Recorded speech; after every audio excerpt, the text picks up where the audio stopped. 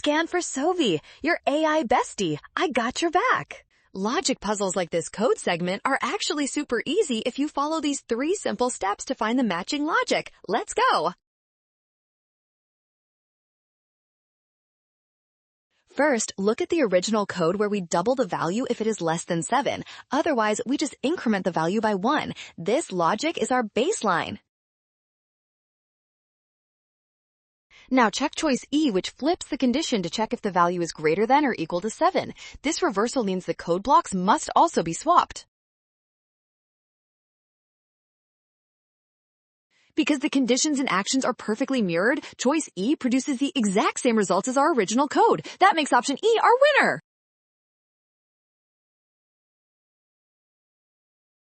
Well done! Scan the code, you can learn better with Sovi. Watch signs and avoid rush. Trust given and check steps for the win.